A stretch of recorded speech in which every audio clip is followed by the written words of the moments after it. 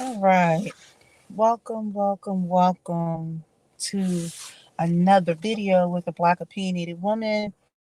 I am the Black opinionated woman, also known as a B.O.W.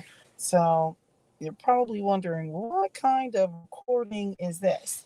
Well, as you can see, I'm in my car, and I just dropped my daughter off for a lacrosse clinic, which after I finish this short live, I need to run in and take care of some things. But anyway, I figured let me go ahead and just do this because this is my real life. It is 6:43 p.m. And anyway, so I was thinking about something earlier when I was at work. We were talking about anxiety and panic attacks and stuff like that. I was actually talking with a man. But I've had these kind of conversations before. So this is what I'm talking about today. Middle-age anxiety, especially in Black women. All right. So where am I going with this? I'm going to start off by saying that for the longest time, now I want you to catch this because this is me in full on dumb moment. Okay. I was a walking ding-a-ling. I grew up suppressing a lot of emotion, very dysfunctional situation, right? And I was taught I had to be strong. I had to persevere. I had to be all these things to everybody. And it's a common thing that's taught to Black women, I would say specifically, right? And I'm sure it happens in other cultures, but I am most familiar with being a Black woman. So that's what I'm see. Why does my son want to text me while I'm in the middle of doing this? So this is the thing. When I was younger, it was basically preached like, look, you don't have the luxury of falling down. You have to take care of yourself. You have to be fully self-supporting. You have to, you know, succeed. You have to do these things. You would think I was actually coming from an immigrant mentality, right? Because many immigrants, they come to the United States and they have a whole bunch of other pressures put on them. So let me just say this before I get into all my points. Um, I foolishly was under the impression like Black women, we don't have panic attacks or anxiety. We've got Jesus. We got Jesus. Now, I do believe that. But yeah, I just didn't think that, like I was always taught that like you have to just handle everything thrown at you. You have to handle it. So most of the women I knew, friends, family members, acquaintances, I would say in my early years, especially in my 20s, there was difficulty showing vulnerability. The interesting thing was when I got away from my family, actually, I joined the Air Force once I came out of college. I was an Air Force officer for 5 years. I'm living overseas. I lived in Turkey, I lived in Germany, all these other things. I lived and traveled all around the world for 5 years before I met my husband. It was only after meeting other people I started to see like I didn't have to be everything, but I still had to be, I had to have a strong constitution about myself because I was an officer in the United States Air Force. But over time, when you talk to certain people, there were certain women that were in my paths for a particular time. They were so amazing, but they showed me gentleness, which is interesting because most women that I knew at the time, they weren't like they were gentle when they needed to be, but they didn't necessarily always show vulnerability. But most of those women that I think I met at the time, they were actually nurses in the military. Now, where am I going with this? So when I went through things, I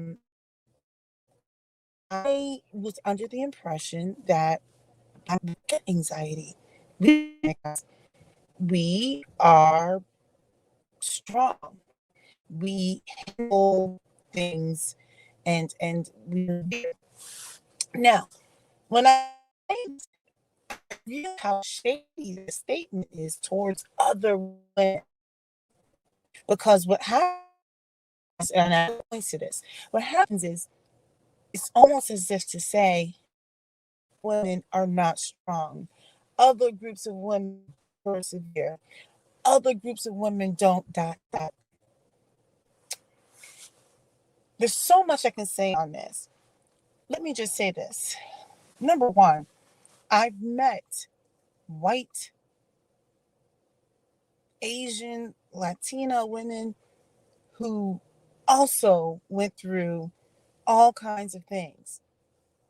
And I think they were allowed the space to also share their vulnerability. In fact, they were some of the strongest women I knew once I understood their story and their testimony. So, this is what I'm going to say. Let me go to my first point. Number one, Black women, at least in the past, would not cop to feeling anxiety and they wouldn't do it. Like I said, we were taught to be strong. We were given these masculine qualities. We were taught that you got Jesus, maybe for some people, Jehovah, Emmanuel, God, high powers. But also, there was this sense of embarrassment, like you can't other, almost like you're not part of the collective. So now I will say in these 20, I think more and more Black women in particular, I think at this level of specificity, recognize that, they experience levels of stress and anxiety and moments of panic. There's a big mental health crisis going on in this country, and I know a lot of Black people are dealing with these types of things. Even if you just look at the celebrities are whacked out. You just had Thandie Newton go on a full throw up tour about her identity crisis. You've got Kanye just being psycho. You've got so many. We've got our Black athletes saying, I just can't, not today.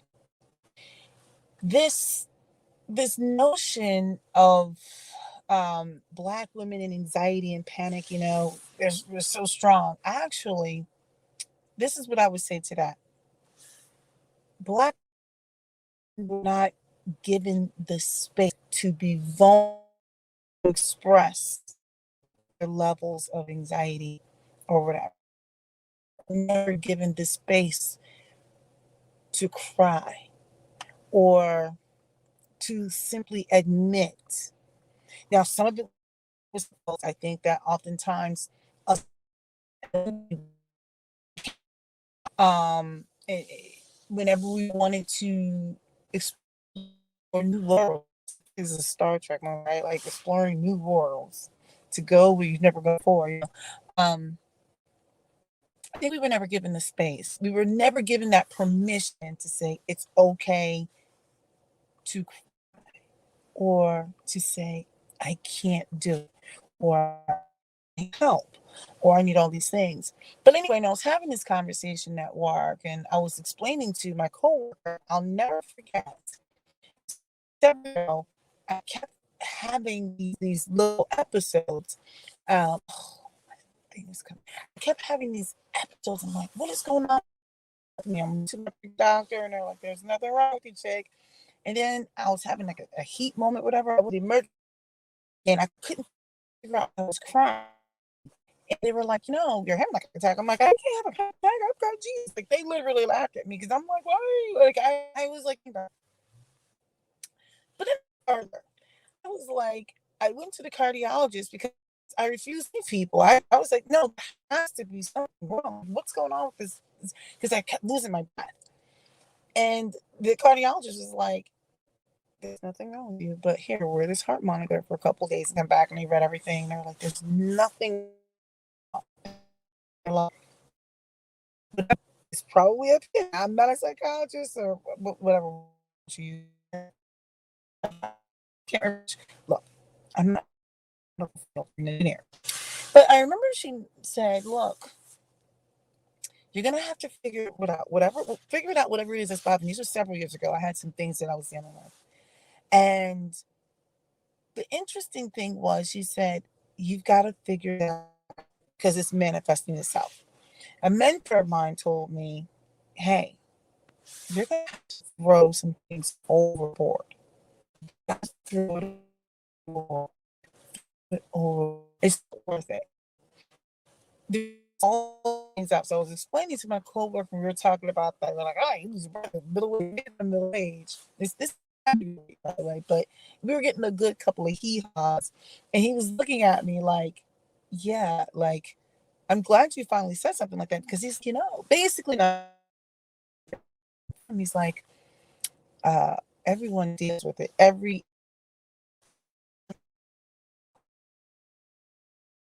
the way, okay, we're gonna just leave it there. I was trying to take, oh, there it is. I was trying to black cop to it all. So anyway, he mentioned that, like, and he didn't say anything, but he was looking at me like to in, and I was explaining to him, I was like, several years ago, I'm like, I knew logically we could have stress and anxiety, but years ago, it wasn't something that I was willing to cop. And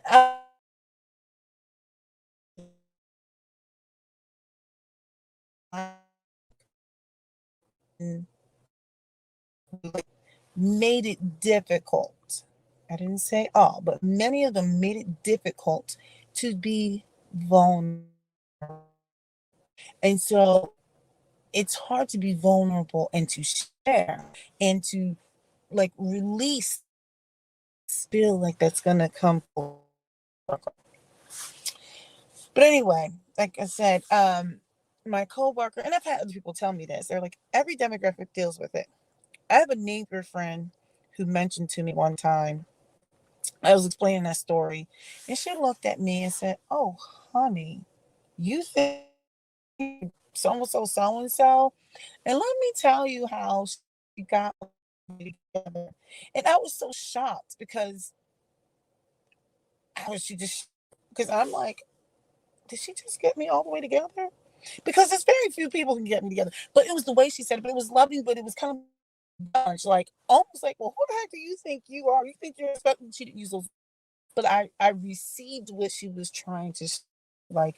It was really interesting because I just always thought like it was very illogical, but I'm like, no, like I can handle it. Um, when I was talking with my coworker today, I'm moving to number three. We were talking about the hypochondria, and I said, I think I'm one of them.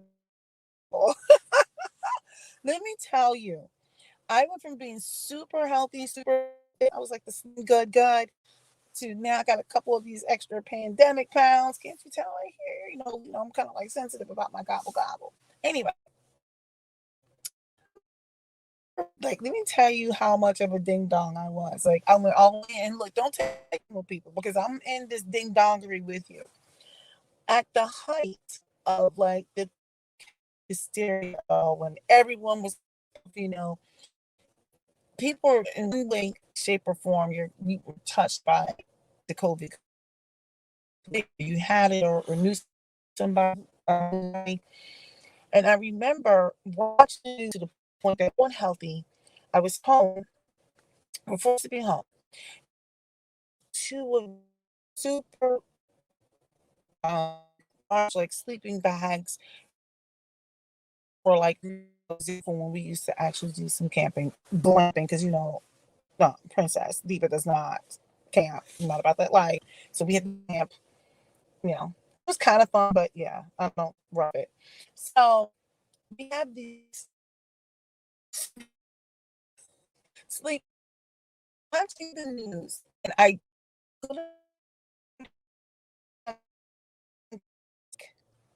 Tears are rolling down my face. Okay. And I grab the bag and wrap it around me because it opens up. It's like basically a blanket. I wrap it around me and full on ding donger and his I'm telling my husband, tears and all. I think I got the COVID cooties.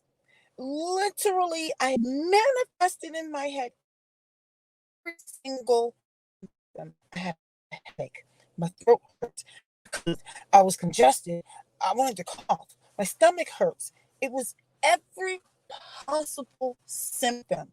And my husband looked at me like, you don't have it. But if you think you do, please take your blindness all the way back upstairs and just go quarantine yourself. Because I'm trying to, in my mind, I was literally, no lie, I'm not exaggerating. I was getting ready to write a whole bunch of Dear John letters to like kids, and my husband was like, yeah, I just want you to know that mommy loves you. And because, I'm thinking I'm going to go into the hospital. And within 30 minutes, maybe not even 30 minutes, after I calmed down, because my husband was like, you're literally doing too much. Stop watching TV. Watch this game with me or something. Every single symptom went away. Where am I going with this? I didn't start becoming a hypochondriac until I hit middle age. And that's because you used to being fit and healthy and everything. And as your body changes, your different allergies, you start, maybe you develop these, they say every 7 years your body is like got whatever skin or something, I don't know. When you hit middle age, it's sometimes some of the best times of your life, and some like you go through changes. So you start noticing these little things that irk you, little things that ache. Suddenly you can't eat certain foods. Maybe it doesn't sit well with you.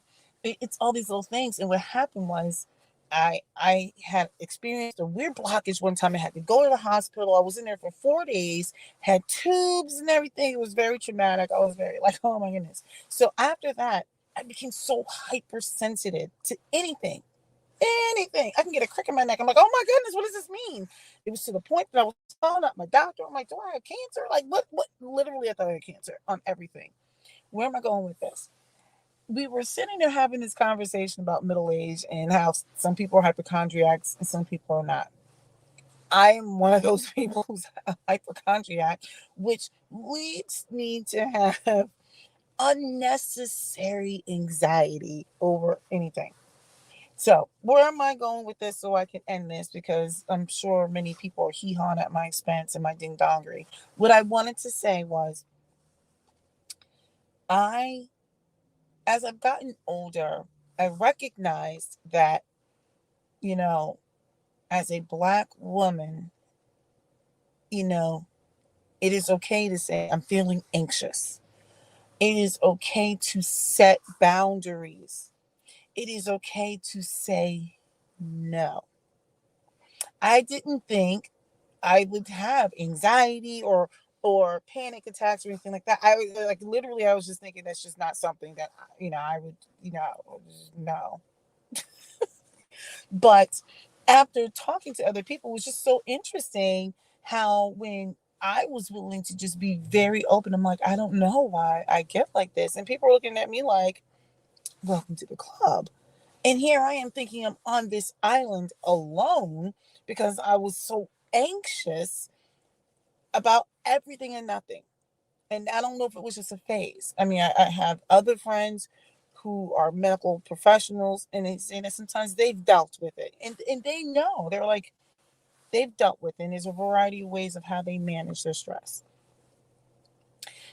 All I know is this. I think about Black women right now, and I know there's a little bit of a pendulum shift, right? Where I think many more women are recognizing that self care, mental health, all those things are important. But there was a period of time, and I still think there's a large number of us who are also still like unwilling to be vulnerable. I don't say, I won't even put myself in that category because I've gotten to the point where I'm like, oh my goodness, like this is something else. And being willing to share and be open and be vulnerable. I'm not saying you tell everybody everything, but to recognize your own frailties and to be okay with it. Now, I'm not saying on a regular you should be walking around like just crying or I don't know, whatever, because I don't do that. But I will say, when I finally just was like, I have anxiety over stuff because I'm taking on a lot, it was almost like, okay, like, I don't want to say it was like a whole bunch of bricks were removed from me, but I do feel like it was like one brick at a time was coming off. And even the way I manage it now is different. Like when I feel like, hey, this is becoming a lot, I'm just kind of like, no. Like even if someone presents something to me, or it could be anything. Oftentimes people will project what they think you should do. It could be a family situation, a work situation, or whatever. But I have gotten to the point where I have a certain level of comfort, and I'm just like, I place boundaries around myself. I'm like, no, not. That doesn't work for me. Maybe that works for you. But for this person, that doesn't work. So I want to wrap up with I like to have a level of specificity when it comes to Black women. You know, we have to be more vulnerable. We have to be willing to admit our human frailties. And we have to be willing to have relationships with other people. Um, you know, I've always had a different group of friends, but the interesting thing was that people who were closest to me in the past weren't necessarily ones who looked different from me. And as I've gotten older, I'm finding that some of my closer friends are the ones who don't look like me. And it took me a minute to just like come to that reality. Like, you know, this is like some real womanhood kind of stuff when people are willing to like some of my friends, they just don't even care. Like they're just like, I don't, they just rock with you because they rock with you. All the other stuff is just like noise. So I'll leave it at that. So look, you know what? Let me just put this up here. Well, that's the wrong one. That's my little standard one. I'm gonna put up here. Hey, if you like this content, go ahead and subscribe. Send it to your aunties. All I know is we got to get past this commitment problem. Go ahead and subscribe. Go ahead and share it. Go ahead and say something in the comments. Go ahead and see these videos all the way through. I used to have another S. I think it was the 5 S's I used to call it. But anyway, hopefully you like it. And see, when you do things like when you hit that thumbs up or when you make a comment, actually, that interaction lets the YouTube, overlords know, like, oh, this is the kind of content that people want to see. These people really rock with her. She is actually interesting because in my mind, I think I'm very interesting in every way. But that engagement is actually quite helpful. So go ahead and like it, subscribe. And also, I would like to say this. If there's something that you think that you would like me to make a video on, let me know. I can't guarantee you I'll make a video on it because if it's on some crazy stuff, I'm kind of like, I'm not about that life. But that's pretty much it. All right, so I have to actually go inside and pretend like I'm a good parent right now. I gotta ask a couple of questions about something else, and lay eyes on my daughter, who I think is a little tired. And I was just telling her, I was like, "Look, you don't have to overdo it just for today. Like, if you're tired, you're tired." But she wanted to get through it and whatever. So, all right, thanks for tuning in.